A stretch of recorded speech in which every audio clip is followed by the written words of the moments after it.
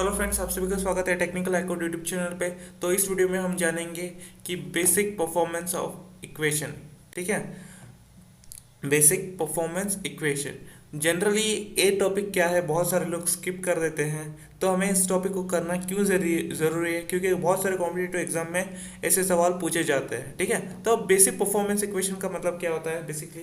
देखिए, हम इसका मतलब होता है कि जो हमारे कंप्यूटर की जो स्पीड है उसको कैलकुलेट करना। ठीक है, जो कंप्यूटर की जो कि हमारी स्पीड है उसको कैलकुलेट करना। मतलब आपको एक सवाल पूछा जाए या आपके सामने दो कंप्यूटर रख दिया जाए, तो आपको बताना है कि कौन सी स्पीड, जो कि कौन सी कंप्यूटर ज़्यादा स्पीड की है। तो आप ऑब्वियसली उसकी स्पीड आप चेक करोगे कि मतलब उसमें एक सॉफ्टवेयर इंस्टॉल करोगे जो कि ज़्यादा जल्दी कौन सा जो सॉफ्टवेयर इंस्टॉल हो पाएगा, जो उसकी स्पीड है उसको देखकर आप बता लोगे कि जो उसकी परफॉर्मेंस है, जो कि इस वाले कंप्यूटर पे ज़्यादा जल्दी स्पीड इंस्टॉल होता है और ज़्यादा जल्दी काम करता है, ज़्यादा जल्दी फाइल वगैरह सब कुछ ओपन होता है। तो ये कंप्यूटर ज़्यादा स्पीड है कंपेयर टू इस कंप्यूटर। ठीक है, तो अभी हमें ये जानना है कि इस जो कि कंप्यूटर क्या होता है कि जो उसकी स्पीड है वो कितनी है, इसको फाइंड आउट करने के लिए जो हमारे पास एक टॉपिक है जिसका नाम है बेसिक परफॉर्मेंस इक्वेशन। ठीक है, बेसिक परफॉर्मेंस इक्वेशन। ठीक है,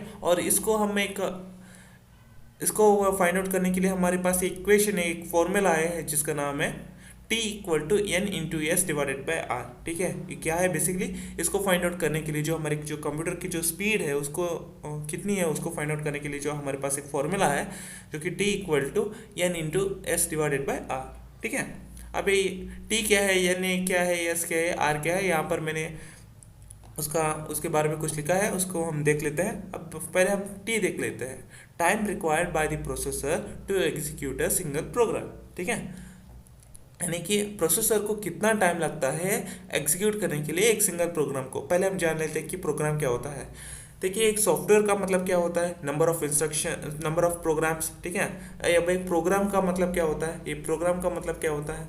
प्रोग्राम का मतलब होता है number of instructions, set of instructions आप कह सकते हो।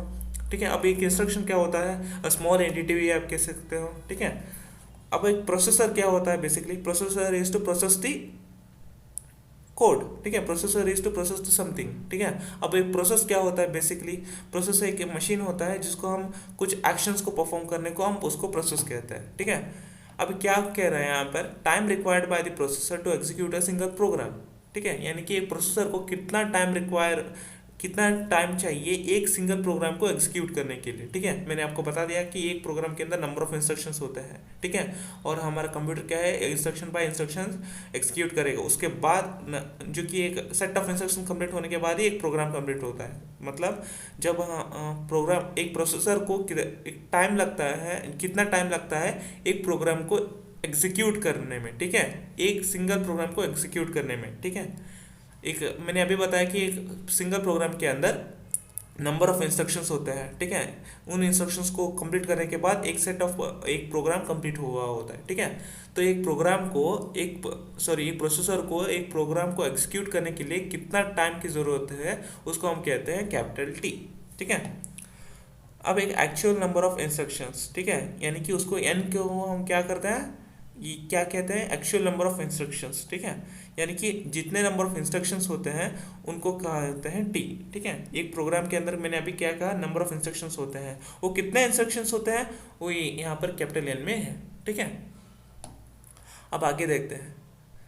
एस क्या डिनोट करता है? एस क्या कहता है? Steps required to execute a simple instruction. To execute a simple instruction. ठीक है, steps required to execute a simple instruction, यानी कि एक इंस्ट्रक्शन को एग्जीक्यूट करने के लिए वो स्टेप्स कौन सी हैं? ठीक है, वो स्टेप्स तीन तरह के स्टेप्स हैं जो कि मैंने पिछले वीडियोस में ऑलरेडी बता चुका हूँ मैं। वो कौन कौन से? तीन ही स्टेप्स होते हैं। एक है पहला फेचिंग, और दूसरा है डिकोडिंग, और तीसरा है एग्जीक्यूटिंग। ठीक है, एक इंस्ट्रक्शन को एग्जीक्यूट करने के लिए फेचिंग, डिकोडिंग एंड एग्जीक्यूटिंग। ठीक है, जो भी हमारा इंस्ट्रक्शन है वो फेच करेगा। क्या करेगा? फेच करेगा। ठीक है, उसके बाद क्या करेगा? डिकोड करेगा। ठीक है, यानी कि जो भी इसके फॉर्म में होता है उसको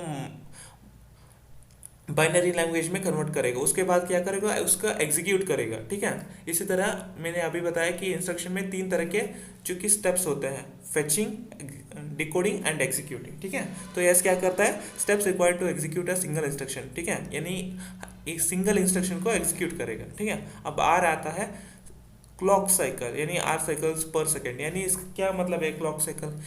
देखिए, जब एक प्रोसेसर क्या करेगा, जब एक इंस्ट्रक्शन को एग्जीक्यूट करेगा, यानी कि एक इंस्ट्रक्शन को एग्जीक्यूट करेगा, तब उसको एक क्या कहा जाएगा, क्लॉक साइकिल कहा जाएगा। ठीक है, जब एक प्रोसेसर जब एक इंस्ट्रक्शन को, सिंगल इंस्ट्रक्शन को कंप्लीट करेगा, जो स्टेप उसको स्टेप्स के फॉलो करके, तो उसको क्या कहेगा, क्लॉक साइकिल कहा जाएगा। ठीक है, मुझे उम्मीद है आपको सब कुछ समझ आ चुका होगा।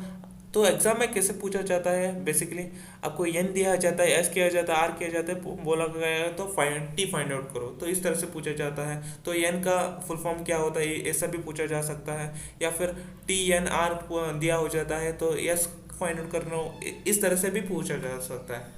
मुझे उम्मीद है आपको ये फॉर्मूला पता चल गया होगा, तो और और ये क्या क्या है, ये सब कुछ आपको पता चल गया होगा। तो इसके बारे में अगर आपके पास कोई भी सवाल हो, तो आप एक बेसिक नॉलेज के ज़रिए तो उसको सॉल्व कर सकते हैं।